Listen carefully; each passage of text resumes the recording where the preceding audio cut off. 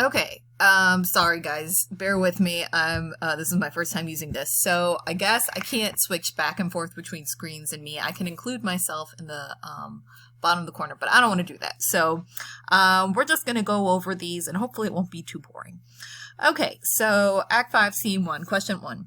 What is Iago getting Rodrigo ready for at the beginning of the scene? So we'll look at lines 1 through 10. And Iago's trying to pump up Rodrigo to kill Cassio. So as we've seen throughout the play, Rodrigo is not the bravest of characters. So Iago's kind of afraid that he's going to chicken out. So he's really trying to light a fire under him, and he's reassuring him and saying, I'll be at thy elbow, and fix most firm thy resolution. Again, Rodrigo doesn't really want to do this. He's doesn't really have much against Cassio besides the whole Desdemona thing, but he says Iago's giving him some good reasons, and 'tis but a man gone, so no big deal, just one dude who dies. Okay, oops, is my screen still there? Okay. So, can I scroll down? Is it? Oh, boy. Okay. Let's see if that works. Okay, number 2. Who does Iago really want dead? What happens if this character or these characters live? So, let's look at lines 11 through 22. So, Iago calls Rodrigo a quat that he's rubbed almost to the sense. So he's calling Rodrigo a zit that's about to pop. And that lets us know how Iago feels about Rodrigo. He thinks that Rodrigo is like a pimple. He's annoying and he's gross. And all of Iago's hard work is about to come to a head, just like a zit. See what I did there? Yeah, so fasten your seatbelts. Things are about to get crazy. So first Iago says it doesn't matter if Cassio kills Rodrigo or if Rodrigo kills Cassio. If at least one of them dies, it'll be great. But then he kind of talks his way into thinking, well, actually, they both probably should die for all of this to work out for me. Because if Rodrigo survives, he's going to demand the golden jewels that he gave to Iago to give to Desdemona.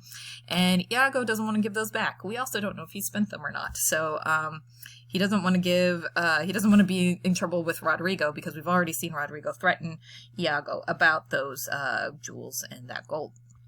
If Cassio lives, he hath a daily beauty in his life that makes me ugly. So, again, we get that Iago is jealous of Cassio. He's pretty petty, right?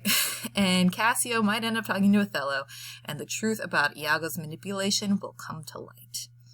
Okay, number 3. Which 2 characters are wounded? Who wounds each of them? So that's in lines 23 to 27 and 63 to 64. So Cassio and Rodrigo are wounded. Rodrigo attacks Cassio, who's wearing protective armor beneath his clothes. And Cassio defends himself, and he stabs Rodrigo. Iago isn't sure if either of them is dead, so he wants to make sure the job gets done. He comes up from behind and slashes Cassio in the legs, and he thinks that's finished Cassio off, but it hasn't. So Cassio's still alive, although we don't really know. By the end of the scene, we know he's still alive, but we don't know his fate until we see him again in scene 2. Cassio doesn't find out until that scene that Iago was the one who stabbed him, because it's dark and someone came up from behind and stabbed him. Let's see. Okay, back to our screen. Later in the scene, around line 60, Iago stabs Rodrigo and finishes him off, though no one but Rodrigo sees him. So, Iago looks like he's going to get away with all of this. But as we found out in class, he ultimately does not. Yay. Number 4, how does Rodrigo die? We discussed that. Okay, sorry, I think we stopped. Okay, so number 5, what does Iago say happened? What other character does he try to implicate, and why might others believe him? So that's lines 87 to 92 and 107 to 128. So Iago claims that Rodrigo, flanked by other unknown men, attacked Cassio. Cassio's almost slain, and Rodrigo is dead. So Iago doesn't say that Bianca is the one who stabbed either of them, but he's trying to insinuate that she somehow got mixed up in all of this. He says, I do suspect this trash should be a party in this injury. And it's easy for everyone to believe that because Bianca's been running around the streets of Cyprus, letting everybody know how she feels about Cassio, and Cassio has made it clear that he doesn't want to marry Bianca, so she could be jealous and seek revenge. And since she's a courtesan, she is not really well respected by any of the other members of Cyprian society. So, yeah, she's more likely to have gotten mixed up in something like this. Okay, number 6, cite an example of irony in this scene. Okay, so we have many examples of irony, and we see a lot throughout the play. So many characters continue to call Iago honest. We'll see this in scene 2 as well. Lodovico calls him valiant in line 54. Rodrigo has no clue that Iago is planning to kill him, even though the audience knows it. And same with Cassio. Iago bemoans the actions of treacherous villains. He goes, "Oh, treacherous villains!" And we know that Iago is the one who did all of this. He's the treacherous villain. He says, "Oh, murderous slave! Oh, villain!" to Rodrigo. And he's framing Rodrigo for what he himself has devised. Then we've got a little bit of foreshadowing. He says he's trying to frame Bianca. Guiltiness will speak, though tongues were out of use. So even though you're not saying anything, you look guilty. And that's going to convince everybody that you're the one behind these actions. So that foreshadows what he says in lines 316 to 317 of scene 2, when he says that he's never going to speak again. Everybody knows he's guilty, though. He doesn't need to say anything. So it's ironic that he's saying that to Bianca. He's got this holier-than-thou attitude, but it's going to come back and bite him in the butt. Okay, and then finally, Emilia believes Bianca is behind Rodrigo and Cassio's attacks when it's actually her own husband who is responsible for the mayhem. So those are just some examples. I'm sure some of you came up with some other examples that were good. All right, let's move on to scene 2. So question 7, what does Othello discuss at the beginning of the scene? What is his inner conflict? So let's look at lines 1 through 22. So Othello is walking into his bedroom with a candle, and he addresses Desdemona as she sleeps. He tries to convince himself that Desdemona needs to die because he doesn't really want to do it. He thinks that she's beautiful, and he used to think that she was pure and innocent, and he's still having a hard time coming to terms with the fact that she might not be. And he just loves her so much, but if he doesn't kill her, then she'll betray other men. So, bros before hoes, I guess. Yeah, not really necessary for you to do, Othello, but you did it. Okay, number 8. What 2 objects does Othello compare Desdemona to in those lines? Why do you think he chooses these 2 objects? So first he compares Desdemona to the candle in his hand. So hold on just a second.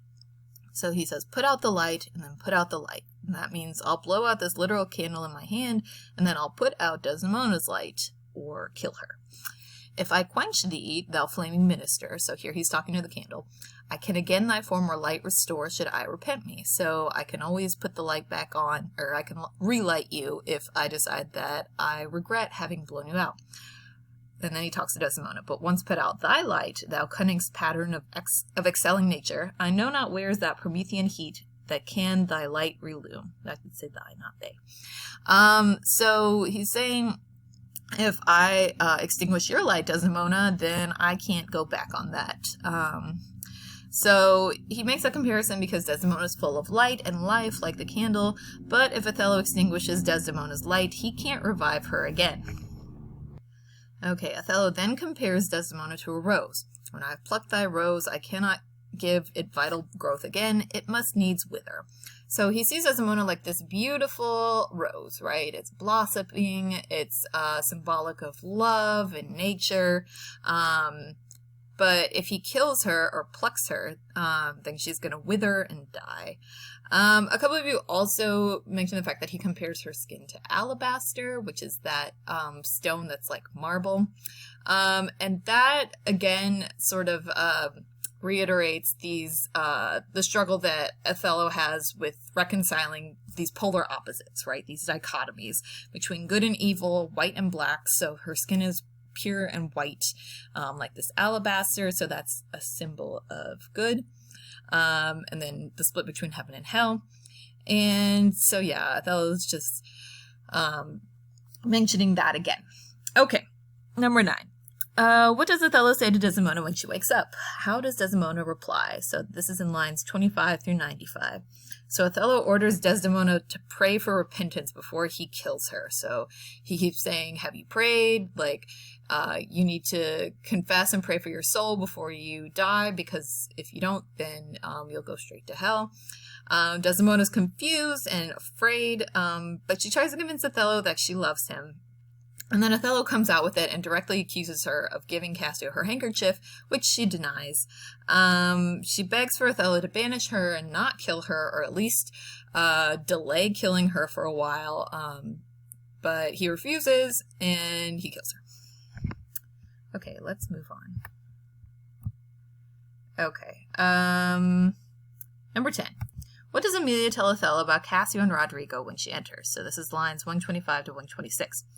Emilia tells Othello that Cassio killed Roderigo, and that surprises Othello. Because Othello was expecting her to tell him that Cassio had died. Okay, number 11. Okay, what does Desdemona say about her death? Why do you think she says this? So this is lines 137 to 138. She tells Emilia that she is responsible for her own death.